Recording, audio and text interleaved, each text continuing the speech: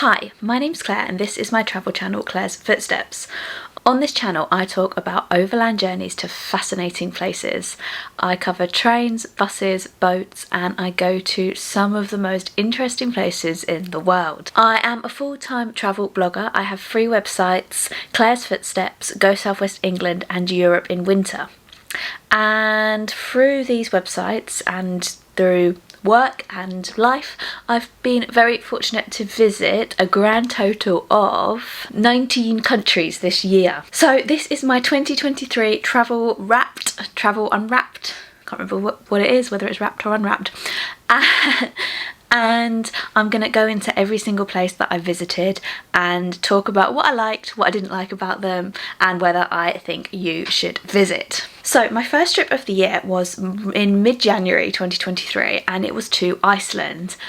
Oh my goodness, Iceland was incredible. It's obviously a very popular, very touristy destination, but I think it's worth the hype. Like, the nature is just out of this world. It's like something that I've never seen anywhere else before, and it's just got such a cozy, welcoming culture as well. It was cold. It was minus 18 degrees Celsius in some parts, and there was loads and loads of snow, which isn't a guarantee for Reykjavik actually due to its coastal location, but it was very snowy when we were there. But wrapped up warm, wore the right clothes, and honestly just had an incredible time.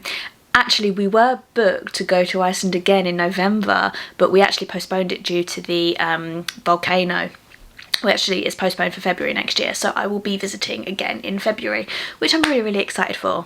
The only downside to Iceland, and it's going to be something that most people say, it is expensive. Like, there's no getting around that. It is an expensive destination, but I can see why it's a bucket list place for so many people, and I'm really excited to go back and see more because I was only there for 3 days, so I only did the very highlights of the country. And yeah, I would really recommend visiting for anyone who's interested in nature, Nordic culture, just really unique destinations, the Northern Lights. It had a lot to offer. The next trip that I went on, similar part of the world, was Norway. Again, really loved Norway. We went to Bergen, we went to Tromsø right in the north, and we learnt about Sami culture, and we just enjoyed just the Arctic. You know, it's a similar kind of thing. I love the Nordic culture, and I find it especially like warming in the winter months. Like, obviously it's freezing outside, but it's the Koselig vibes, which is like the Higa, how do you say it? Higa in Denmark. Like, it's this cozy atmosphere, and Norway had a lot of that. We also went to the fjords. We went to Fjelland and Flom, which are two fjord destinations in Norway. And they were both really, really snowy as well.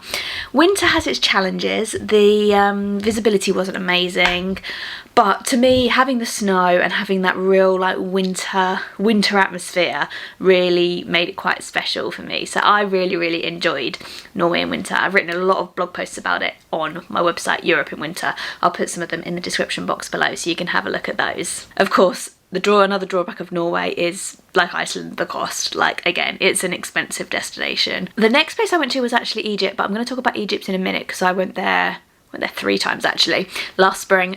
But first I'm going to talk about Malta, which was the next place I visited. Malta was really, really nice. It was sort of just before it started to get warmer, it was fairly pleasant weather. It was a little bit chilly a couple of the days, but this was in March, so that's to be expected. And it's very compact. It's an island nation. It's very, very small. Smaller than I thought it was, actually. You know, when you're sort of there and you look on the map, you think, oh, actually, the country's really tiny. But it's got a lot to offer. It's got beautiful beaches. It's got really good food. It's very friendly. It's very easy to get around. And yeah, no, I did enjoy my time there. I did find it quite small. Like, by the time I'd been there, I went there twice as well actually. By the time I'd been there a couple of weeks, I felt like I knew the island very, very well. Obviously there's always more to explore. I think that's their slogan, their tourism board slogan. More to explore. And yeah, no, I did really enjoy it. I think the weather if the weather had been a little bit better, I think I would have probably enjoyed it more so. But as a nice beach destination in Europe, the weather's good for a lot of the year, and it is also very affordable. I think it is, yeah, a good one to consider, and also good to consider as opposed to the sort of the beach destinations that everyone goes to, like the Costa del Sol, or where else does everyone go to? The Greek islands. Like, it's a good alternative to those. So let's talk about Egypt. So I went to Egypt twice this year. I went scuba diving in Hurghada, and I went to Cairo, and I also transited in Egypt a couple of times, but I don't need to talk about the transits really. So scuba diving in Hurghada was good, very, very good. The scuba diving school we used was excellent. They're called Diving Star. If you're ever going scuba diving in Hurghada, I really, really, really recommend them. Couldn't fault them at all. Like, everything was perfect with them. Hotel we stayed at, not so nice. It was a deal that we booked on one of the websites. On the beach we booked it, and it's a 5-star hotel, but I only actually realised this year that 5 stars is due to the facilities they have, not necessarily like how nice the hotel is. And it just there was just a lot of flaws with it. Like, our room was right next to the disco, which went on till 1 every morning. Then we had to be up at 6 to go scuba diving. The Wi-Fi didn't work. There wasn't any vegetarian food at the buffet initially, but the chef did help us with that. He was very nice. So yeah, if you're going to Hurghada, I'd recommend picking your hotels wisely. Then we went to Cairo a few weeks later, and Cairo is not my favourite city. The pyramids are great, pyramids are incredible. Would highly recommend doing a tour around the pyramids, because not only you get your transport sorted, you get all the information obviously, and your guide helps you out a lot with you know, whether you need to tip people or not. Cairo is a city I just didn't love it. Egypt's not somewhere I'm going to be rushing back to, but I would like to go back one day to see the places in the south. What are they called? The other Valley of the Kings and stuff. I've completely forgotten what they're called. Just Luxor and Aswan, that's it. And I'd like to do the cruise between them. I'd give it a second chance, you know. Anyway, after Egypt I went down to Sudan. I did a week scuba diving in Sudan, did a liveaboard boat, and didn't see much of the country in itself, but we did a little tour around Port Sudan. And then, well, other than that, we were just diving from the boat, but really, really liked the country. Everyone was really, really lovely in Port Sudan, and amazing diving. Obviously, tragically, like 2 weeks after we were there, the current unrest broke out, and yeah, it's just so sad. Like, I think a lot about the guys working on the boat who were Sudanese, and I really hope they're okay. Like, it's really tragic. And yeah, just my heart goes out to anyone who has been affected by it, because it is absolutely tragic. I spent a bit of time at home after I got back from, well, after Sudan I went to Malta the second time, and then I spent a bit more time at home, and then I went out to Switzerland. So this was to see with a friend actually. A few of us went out, and yeah, I mean, we were in Basel, which I've been to a few times, and then we went out to Lungen in the Alps, and I mean, it was very nice. Loved the village of Lungen, and it's nice. It's like a Interlaken alternative almost. So really enjoyed that, but obviously Switzerland is pricey. So that's another like European destination that if you're on a budget you might not want to think about going to. But yeah, Switzerland, like did enjoy it. And really beautiful. Lungen was really scenic. And then I went to Liechtenstein, which is one of the smallest countries in the world, and I went for their Independence Day, or they're not their Independence Day, their National Day. They've always been independent. Their National Day celebrations, which I heard that you can go there and get free beer. There wasn't any free beer there, which I was quite disappointed about. But I mean, I saw Vaduz. I wasn't that taken with Liechtenstein, to be honest. Very beautiful mountain scenery, but Vaduz was just a few streets really. And yeah, I mean, I'm sure there's more to it, but from what I saw, I'm not going to be rushing to go back. Sorry, Liechtenstein. I then went to Austria, just to Vienna. I was only in Vienna for like half a day, did a little walking tour around. Very beautiful architecture. Probably not my kind of city normally, but I can appreciate that there was a lot of history and a lot of culture there. Then I took a train from Vienna to Stuttgart. The whole reason to go to Vienna was because I wanted to try one of the new Nightjet trains. So I got one of those to Stuttgart and was in Germany. Stuttgart is very car centric, which isn't really my my niche, but I again appreciate that, you know, some people are very interested in that. It's also the place of one of Germany's biggest beer festivals other than Oktoberfest, the Frühlingsfest I think it's called. I just had a little walk around the city. I liked some of the old buildings were really cool, and there were some nice green spaces, and then I also went to the famous 2D library, which was pretty cool as well. Hopped on a train at Stuttgart and I went to Paris, so it was in France. Paris isn't my favourite city either. I just find it quite overwhelming. I've always not felt that safe there. A lot of places I go to feel much safer than Paris. And yeah, I mean it's alright, but it's just a bit, I don't know, I find it a little bit overrated, to be honest. I had a picnic by the Eiffel Tower and then headed back to the UK. Then a couple of months later I went over to actually Paris again, and then I went down to Marseille and took a boat over to Algeria. Absolutely loved Algeria. Algeria is one of my new favourite countries.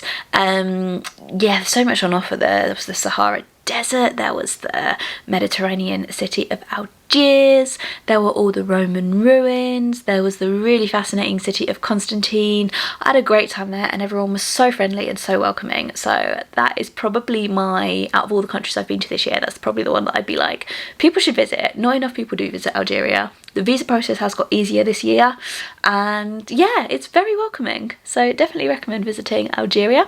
Then I hopped on a plane and went down to Senegal. Really enjoyed Senegal as well. We did beaches, we did a couple of like mini safaris, and just enjoyed the culture and everything. It was very warm. I wouldn't go to Senegal again in October. I'd go sort of this time of year, December, January time. But yeah, no, it was good. Enjoyed it. And then went over into the Gambia. The Gambia was a bit easier to travel around because everyone speaks English there. In Senegal, I was having to speak quite a lot of French, and my French is not that good. So Gambia again was very friendly, very welcoming. Did a few trips up the Gambia River, saw some, baboon? Was it baboon? No, it wasn't baboons. Chimpanzees. I saw some chimpanzees. Then we stayed at a Gambia beach hotel for a while.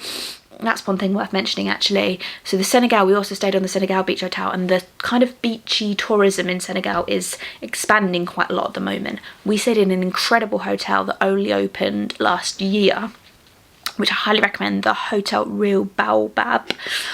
In Gambia, the all-inclusive or like kind of resorty hotel scene is a bit dated. So actually if you're looking for a very like luxurious all-inclusive kind of resorty place to stay, I do definitely recommend this hotel in Senegal. We also stayed in Fatala in Senegal, which was incredible as well. That's like the jungle tents. It was kind of right in the Fatala Wildlife Reserve. But having said all that, I really enjoyed Gambia and met some really nice people, and we learned a lot about the country and really enjoyed the whole river. Like, you know, everything's focused around the river there, and like, you may as well, if you're visiting one of Senegal or the Gambia, you may as well visit the other. Like, Gambia is literally in Senegal. So after flying back from the Gambia, this was in October, spent a couple of weeks at home, and then I went to Madeira. This was just for a quick little holiday with my mum, but Madeira was really nice. It's a crazy island. Like, it's just like this volcanic mass just like sitting in the middle of the Atlantic Ocean, and there's some amazing hikes there. I did a phenomenal hike, which I really think might be the best one in Europe, which was Pico do Arreio to Pico Ruivo. Saw a sunrise, was hiking above the clouds. It was phenomenal. And there's a lot of culture in Madeira as well, lots of different landscapes to see. Some of the Atlantic coastline, I will say, did look like Cornwall, which is near where I live. But yeah, there was some really like unique scenery as well. So yeah, really enjoyed Madeira and would definitely recommend it as like a quick European break. Then I came back, didn't go to Iceland again because we decided to postpone our trip, but I flew out to Poland, and this is where like my last trip of the year started, but it was a very hectic trip where I went to 5 countries. So I went to Wroclaw in Poland to see their Christmas market, which was a really excellent Christmas market, and it was very snowy. It was the perfect place to get into the festive spirit. Then I got a night bus to Vilnius, Lithuania. I think Vilnius might be one of my new favourite cities. Like, again, very snowy, very cold, but very festive. And I loved how you can go skiing like a 10-minute drive away from Vilnius city centre. Then I took a bus to Latvia. Riga, sorry, definitely had the best Christmas market out of all of the Baltic countries I went to. The Christmas market was just enchanting. I felt like I was in Santa's secret Christmas village or something. I did find that Riga was a bit more spread out than Lithuania, than Vilnius and Tallinn. Like, the old town wasn't as compact, but it was very nice. Then I got on a bus and went to Tallinn, and yeah, Tallinn probably has the best preserved old town and the most like compact and sort of that kind of old towny atmosphere. Like, I think Tallinn is the strongest in terms of that, so I can see why it's so popular with tourists. Tallinn was very cold. It got down to -13, I think, in the end, which did hamper my time there a little bit because the first day I just got too cold. Like, I was just wearing 1 too little a layer, and yeah, it was freezing, but it was very beautiful. And then I got on a boat, and the last country I went to this year was Finland. So I spent like 24 hours in Helsinki, saw the main attractions, did a walking tour, saw the churches, saw the Christmas market, and I got a boat over to Suomenlinna, and then yeah, I flew back. Again, Finland, like, I really like the kind of Nordic culture in the winter, so I did really enjoy Finland. A bit pricey, although not as pricey as Norway and Iceland, I found, but still pricier than a lot of places. But yeah, I like the sauna culture, that kind of warming, you know, going into a cafe and having a cup of hot coffee because they're the nation that drinks the most coffee in the world, and one of those cinnamon rolls. So really enjoyed all of that. So the best country I've been to this year was Algeria, I guess. Algeria was probably the country that I enjoyed the most out of all the countries I went to.